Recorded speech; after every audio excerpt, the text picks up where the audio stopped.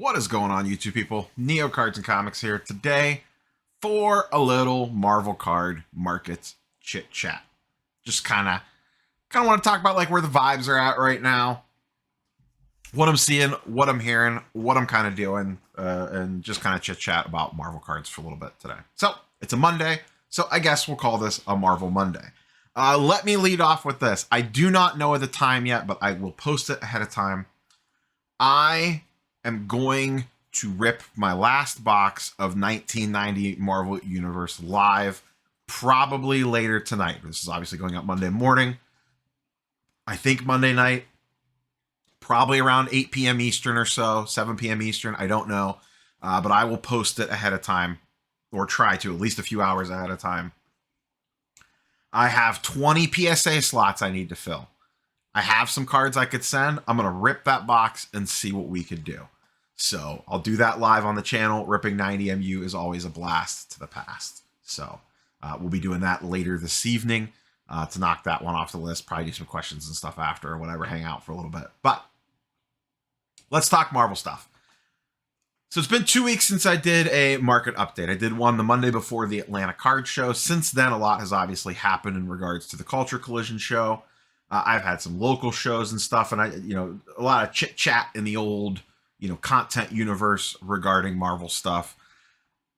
So essentially what I feel like we have seen, the things that are selling over and over again, like the more common items, your PMGs out of 199, even some red PMGs from all years, 2013, 2015, 2017, 2018, Vibranium, because we're seeing a lot of Vibranium transactions. On the I'm going to say super rare stuff. So non-blues, non-greens, and non-super short printed stuff. I feel like the market has kind of found itself. It has corrected. This stuff was pretty cheap a few months ago, and the market has caught up to it. These prices have escalated to their new, whatever it is, their new levels. I don't know if I want to call it a floor, a ceiling. I don't know. Nobody knows. And if anyone tells you that they do, they're just lying to you because no one actually knows. Could I see some of this stuff leveling up again from here? Sure. A movie comes out, a product comes out, a character gets hyped or whatever. I think it could cause demand on that stuff. Could I see it going down from here? Was this the, to use a card porn and Lamine James, to steal a verb or a phrase from them, is this the middle finger graph where it spiked up for, a month and then comes pulling back again? Could that happen? Yeah, absolutely. So that's kind of one side of the market. The stuff that has price corrected, that is more common-ish. This stuff's numbered out of 99, 199. So it's not like they're growing on trees, but you at least have, like 4 to 5 sales in a month or over a 60-day period where you could kind of start to see some data. On the flip side, super rare stuff that does not pop up very often or that has not sold since the world changed around Marvel cards 3 months ago when it kind of like leveled up to the next level. Prior to early 2021, Marvel cards were a super niche hobby product. They had a very passionate fan base of collectors behind it. Last year, at the very beginning part of the year, they were put on the map with the 90 MU stuff, and their market leveled up a little bit. Everything got slightly more expensive. And then, late 2021, early 2022 happened with the big PMG sales right after the Spider-Man movie release. And then that has now set the snowball rolling down the hill on this next wave of Marvel stuff. So the super rare stuff that pops up has been popping off at big numbers because it hasn't been sold prior to this escalation in the market. I have Market Movers pulled up here on the screen, and the boys and girls over there at Market Movers have done a fantastic job of getting Marvel stuff into the database in an extremely quick manner. So props to the Market Movers team. I talked to a lot of them at the Atlanta show. Very happy to see this stuff move in there because it just makes talking about this and also seeing the data trends a lot easier. So what I have pulled up here is just the last 30 days, and I just have it sorted by end average current price to see the super high sales. And there are, not every Marvel card in the world is in Market Movers, but a lot of the popular ones are. And we've seen other massive sales on stuff too. But you could see this Upper Deck Premier Red Wolverine out of 1 went for $30,000 in a BGS 9.5. A Hulk Blue 1 is sold in a PSA 8 for $22,000. A Spider-Man Blue from 2015 went for $13K, an Iron Man for $10K, a Black Panther for $7.5. But what you notice is the number of sales is only 1. Even if we pull this out some and look at the end current price, you still don't see a lot of sales. We had the one Spider-Man that went for $72,000. We had the 2 blues that sold back-to-back days, one for $130,000, one for $100,000. A green Spider-Man that went for $50K a few weeks ago, or a few months ago, rather. So once again, this stuff does not pop up very often, so it's still seeing large price spikes on it because it hasn't sold since the market leveled up. That stuff is still kind of like the undiscovered country of like, where are these going to end? Some of these 2013 blues specifically pop up and one has not sold since the market corrected. And it's like anyone's guess on how high it's going to go because there's only 50 of them. And a lot of them aren't actually coming on the market. They're still being tucked away in collections.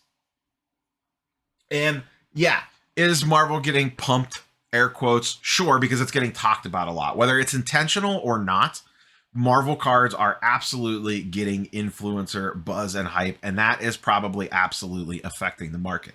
It is what it is. It happens in everything. There's responsible ways to do it, and there's irresponsible ways to do it. I don't feel I have seen true pump and dump nature around Marvel stuff, at least for the people that I interact with and the content that I watch. Is it happening? Probably. Is it happening as much as the general world wants to believe that it is? No, probably not. But it's a natural thing. People start talking about stuff. More people start talking about stuff. Even more people start talking about stuff. Whether we like it or not, it causes demand to some degree or another. I've talked about this before in content creator circles and on roundtables and stuff. We as a content creator, whether we want to or not, whether we like it or not, whether we agree with it or not, every single one of us is a market manipulator. It is what it is. There's no denying it. It is what it is because it's just the nature of the beast. Whether you mean to be or not, you are. If I post a card on Instagram, if I just do a mail day video, I'm not even saying to run out and buy a card. I'm not saying invest in this card. I'm just saying, look, I bought a Spider-Man card or I bought a John Morant, whatever. The fact that I even created that content has the potential to influence someone, which has the potential to influence the market, which has a potential to manipulate the market because it's not organic. It's just happening because I happen to make a video about a Spider-Man card. And then it's like, the butterfly flaps its wings. So is a lot of that going on right now? Yes. Marvel's the hot new thing. It's getting talked about by a ton of people. And I think in some cases, I'm sure, I'm sure there's nefarious stuff going on because there always is. There's always a certain percentage that is in it for the wrong reasons. On the flip side, though, I do think there are a lot of people genuinely discovering this product. And I'm using product very loosely here on the Marvel card side of things. Discovering Marvel cards as a hobby, an investment, whatever you want to call it, and are genuinely enjoying it or being brought back to a time of they remember collecting these as a kid. And it is starting to gain a little bit more traction underground. Once again, I talked about the Culture Collision show in Atlanta earlier, and that show felt, though, I sold some Marvel stuff. I was set up with Steve. He sold a lot of Marvel stuff. A lot of the Marvel guys were there. They set up some and sold some Marvel stuff. That felt more like an educational show is the best way I've described it on the Marvel card side of things. I had a lot of people walk up to the table when I was there with Steve, and they would come up, know what a PMG is, and just be like, hey, I'm not into this, but can you explain to me what is going on? Why are these cards freaking out in price? Why are they double, tripling, 5Xing, in a week's period? What can you just kind of explain to me what's happening here? What are the sets? What's causing the markets to move? What characters matter? That sort of stuff. And you saw some people genuinely jump in and buy some cards at that show for the first time. And then I know Steve sold some stuff and people have reached back out to him and was like, man, I bought my first Marvel card off you. I've been digging into it nonstop since I left the show. And all I want to do is look at more stuff because it's a new and exciting thing. It's different. we get burned out on the same stuff all the time. We're always looking for the next thing. And right now, this is the next thing. At my local show, I was talking to McCracken Cards. He comments on some videos and he comments in the live streams. He sets up at a lot of my local shows. He was in Atlanta. We talk often. And he bought some Marvel cards off Steve. He had them in his case at a local show here on Saturday. And then I saw him Sunday at a local show, and he said he sold them all. They all sold. He was the only person in the room that had Marvel stuff. It was just some vibraniums. It was nothing crazy, $100, $200 cards. And he moved them. And he said a lot of people were coming up and showing a lot of interest in them. Obviously, he sold out of them. And I was hearing a little bit of buzz about it yesterday at the Cleveland show, or at 2 Cleveland shows, one Saturday and one Sunday. And just, there's just like a little undercurrent of like, some Marvel action going on in the room. And I think that's natural. It's permeating down the longer it stays in the limelight. I know I talked to some people at the Dallas show. I know a dealer that sets up there that watches the videos that we exchange DMs multiple times a year, usually around the Dallas show, just kind of check in with each other saying, hey, like, what's the vibe out there? Or he'll DM me and say like, hey, this is the vibe from the Dallas show. And I really appreciate that. If anyone's ever set up at a show as a dealer or whatever, Toys, Cards, and Collectibles, I probably butchered the order of that. He sets up at the Philly show all the time. That's great information. When you guys set up at shows and you want to DM me or leave in the comments down below, like what the vibe was like, that's great information because I can't get to everywhere. But he was saying, I said, hey, what's hot? I've heard Dallas is super busy. And by the way, everyone said this Dallas show is insane. He said, Ultra Runner Basketball, Herbert Burrow, and he said a lot of people are asking about Marvel. He said, I got a lot of people coming up to the table saying, do you have any Marvel stuff? And Flipping Steve, was at the Philly show this weekend, and he made the comment that he walked around saying, hey, do you have any Marvel stuff? And the dealers were saying, no, but I am looking to buy some. I would like to buy some. If you are selling, show me Marvel. So it's definitely starting to permeate down. Now, where does it all go from here? Who the hell knows? Once again, I could see it leveling up again. There was kind of like this tip of the spear where all these numbers went crazy, brought a wave of people in. Now it's starting to settle. More people are seeing content about it. I just watched Jeff Wilson's video from the Atlanta card show that he posted. There was some Marvel content in that. Obviously, I've been talking about it. Steve's been talking about it. The Marvel card guys, they're a group of content creators, have been talking about it forever because that's what they do. Kenny Fornos has been in early on the Marvel stuff. Now, the thing with us is, and I don't want to speak for everyone, but I myself personally, I've been doing Marvel card video content for over a year now, since back in early February, and I've had attachments to the cards since I was kids. Marvel cards were my gateway in the comic book, so I've always had a certain love for them. Am I selling my entire sports card collection to go buy Marvel cards? No. Am I dabbling? Yes. I picked up a couple PMGs. I've bought and sold some other stuff, but I'm not going all in on it. And as with anything, whether it's sports cards, comics, Marvel cards, whatever, always, which, we've said this on this channel, or I've said this on this channel since the inception of the channel, really, regardless of what we're talking about, always be careful and always protect yourself. This is extremely anything, whether it's Marvel cards, comics, or sports cards, we don't know what these markets are going to do. You can't predict it. All you could do is take profits on some stuff when you can, use that money to buy the stuff that you really want, that you don't care if it goes up, down, all around. And, don't overextend, don't overcommit, don't be taking out loans or credit checks or selling your cards to invest a card or whatever on their, pay forward thing and all that crap. Don't do stuff like that. Be smart about what you're doing. If you want to dive in, take a little section of your portfolio, whatever it is, and go dabble and have some fun in Marvel cards. If it blows up in your face, just know that that's something that could possibly happen. Maybe it all goes to zero. Maybe it 5X's. We don't know. Have fun while you're doing it. Enjoy it. Don't get too deep and see what the hell happens, So that's kind of where I'm at with the Marvel stuff right now. I'm definitely still actively looking for things. I'm looking for more safer stuff. Like I got that Miles PMG off Steve, just a bronze, not the biggest card in the world, $1,000 card, probably $900 card. And I wanted that card. I knew that I wanted it off of him when I was in Atlanta. I had plans of getting it off of him as soon as I got there, and I did. And I believe that that's a fairly safe character. Miles Morales, the next Spider-Man, you know, he's not going anywhere anytime soon. I got the Spider-Gwen because I just enjoy Spider-Gwen as a character. I have her first appearance in the comic books. I wanted to team the red PMG up with it to match. So I bought that a few months ago, and I have some other Marvel stuff. I enjoy grading the Marvel stuff. I enjoy ripping the Marvel stuff. It's not an expensive product to rip, and, you know, it's not hit-based, really, like sports cards are. Some stuff. It depends on the product that you're looking at, obviously. Some of the Marvel product is hit-based, but you know, if you rip a 90 MU like I'm going to later, you're just looking for key base cards, and you're going to get a lot of them. It's just a matter of what condition you get them in.